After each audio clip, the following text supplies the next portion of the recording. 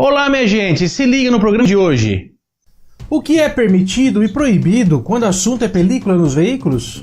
A importância do alinhamento e balanceamento. Como converter uma multa de trânsito em advertência? E os fatores de risco que levaram à morte da princesa Diana. Agora, no Guia de Sobrevivência no Trânsito.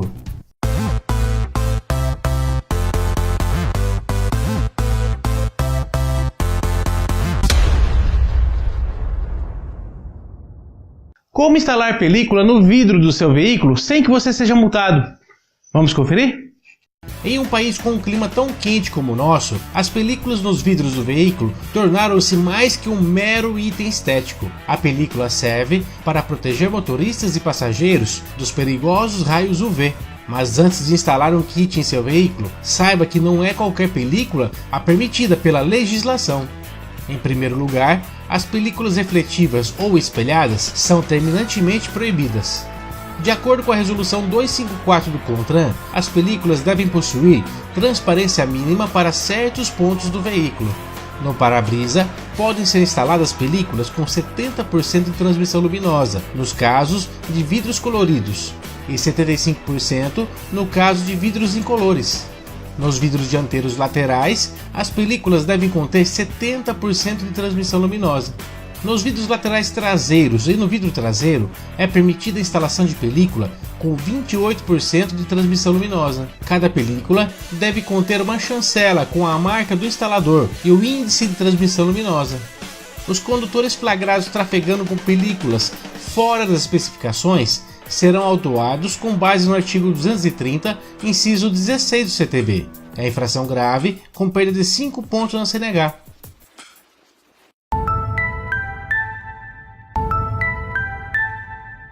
Alguma vez você sentiu seu veículo derivar para um lado quando você solta as mãos do volante? Ou ainda durante a direção o veículo começar a vibrar? Quando estes problemas ocorrem, seu veículo precisa de alinhamento e balanceamento. Alinhamento e balanceamento são dois dos principais serviços de manutenção preventiva que os motoristas devem realizar em seus veículos. O alinhamento é importante para prevenir o desgaste irregular dos pneus, aumentando sua vida útil. O balanceamento nas 4 rodas é essencial para o conforto na condução e na manutenção do desempenho dos pneus.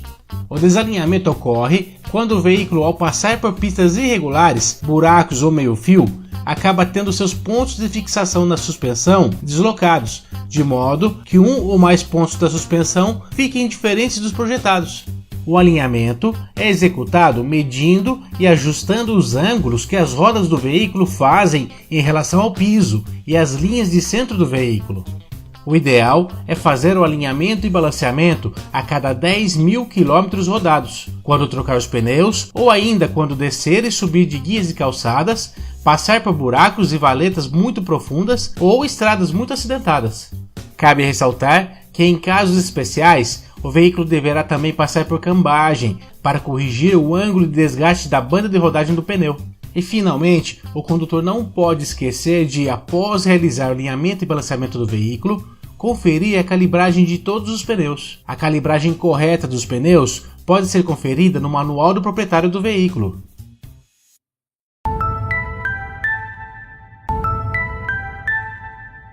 Você sabia que é possível converter uma multa de trânsito em advertência sem que seja necessário pagar o valor da multa?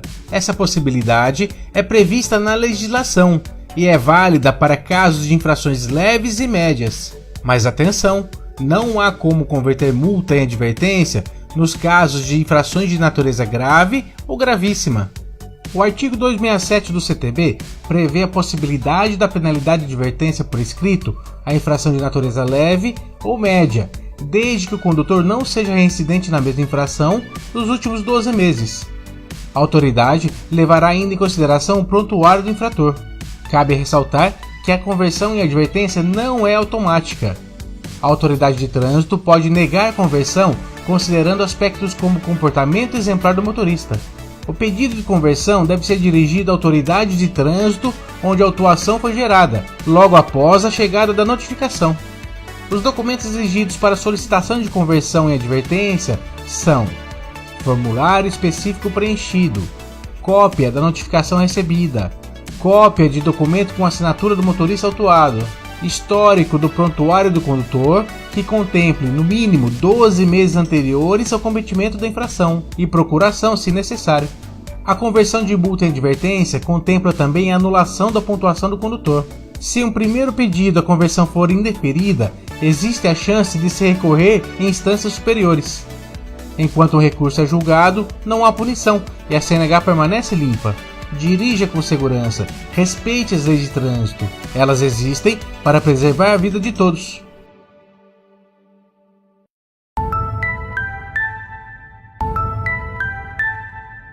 Um dos fatos mais marcantes que ocorreram no século passado foi a morte da princesa Diana. Vamos conhecer quais foram os fatores de risco que levaram ao trágico acidente. Um dos acidentes de trânsito mais marcantes na história contemporânea aconteceu em 31 de agosto de 1997, em Paris, na França. Eram 00:20 quando uma certa Diana Spencer, mundialmente conhecida como Princesa Diana, saía de um jantar no Hotel Ritz, centro de Paris, com seu namorado, Dodi Al-Fayed, filho do milionário egípcio Mohammed Al-Fayed.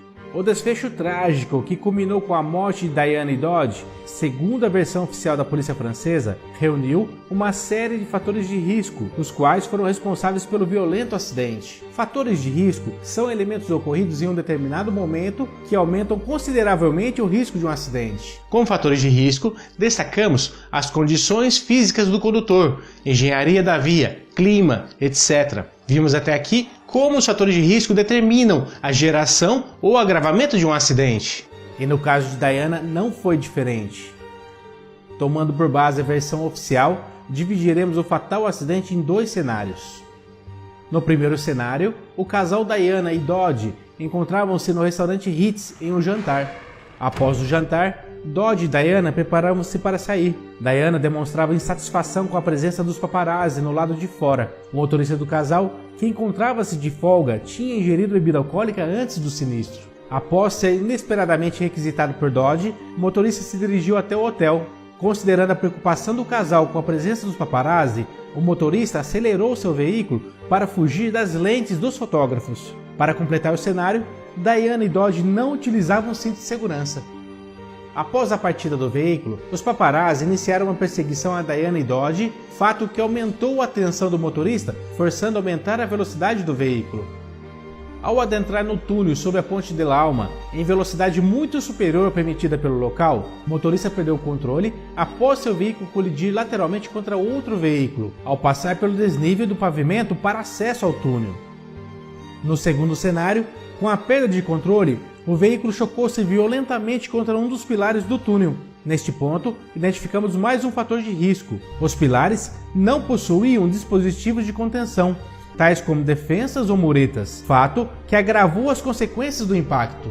Vimos aqui como os fatores de risco contribuem para a geração ou agravamento de um acidente.